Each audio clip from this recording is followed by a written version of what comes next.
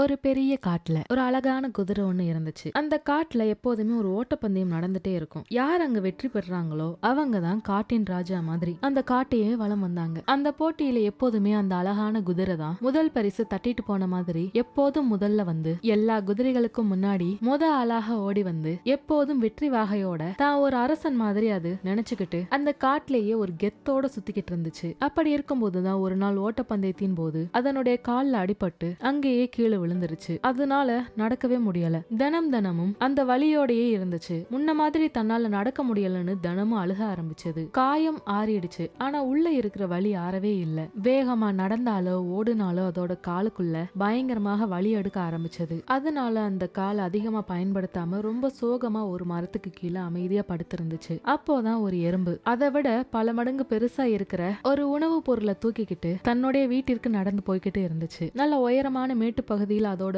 எறும்பு புற்று இருந்ததுனால அந்த சாப்பாடை தூக்கிட்டு மேல போகும்போது சர்ருன்னு வலிக்கு கீழே விழுந்துருச்சு. மறுபடியும் அந்த எறும்பு அந்த சாப்பாடை தூக்கிட்டு நடக்க ஆரம்பிச்சது. இப்போ திருப்பி அந்த உயரத்துல ஏற முடியல. மறுபடியும் காலு வலிக்கு கீழே விழுந்துருச்சு. முதல்ல இத பார்த்த குதிரைக்கு பயங்கர சிரிப்பு. அறிவு இல்லாத எறும்பு, எத்தனை தடவை அதை தூக்கிட்டு வந்து கீழே விழுகுதுன்னு பாரு, அதுக்கு பேசாம எங்கேயே சாப்பிட்டுட்டு போக வேண்டியது தானேன்னு கொஞ்சம் இலக்காரமாக அந்த எறும்பு நினைச்சிட்டு இருக்கும் போது முதல் தடவை, இரண்டாவது தடவை, மூன்றாவது தடவைன்னு திருப்பி அந்த எறும்பு அதோட முயற்சியை கைவிடாம அந்த சாப்பாடை தூக்கிட்டு மேல ஏறிக்கிட்டே இருந்துச்சு. அதுக்கு கையை வலிச்சது, காலு வலிச்சது, அடிக்கடி சரிஞ்சு விழுந்ததுனால அதுக்கு கால்ல அடிபட்டது. இந்த மாதிரி எதையுமே அது பொருட்படுத்தல. அந்த சாப்பாடை தன்னோட வீட்டுக்கு கொண்டு போகணும், இது மட்டும்தான் அதோட குறிக்கோள். இப்படியே பலமுறை போராடி கடைசியா அந்த புத்துக்குள்ள அந்த சாப்பாடை கொண்டு போயிடுச்சு. முதல்ல அந்த குதிரை அந்த எறும்பை பார்க்கும்போது முட்டாள் எறும்புன்னு தோணுச்சு. அது செய்யறது எல்லாம் பார்த்ததுமே சிரிப்பாக இருந்துச்சு. என்ன இது பைத்தியக்கார எறும்பா இருக்குமோ, அதான் கீழே விழுகுதல, போட்டுட்டு போக வேண்டியது தானேன்னு எக்கச்சக்கமான எண்ணங்கள் அது மனசு சுத்தி வந்துகிட்டே இருந்தாலும் கடைசி அந்த எறும்பு ஜெயிச்சதுக்கு அப்புறம் தான் அதுக்கு புரிஞ்சது, அந்த எறும்புக்கு படாத காயங்களா எனக்கு பட்டிருக்க போகுது. இந்த எறும்பு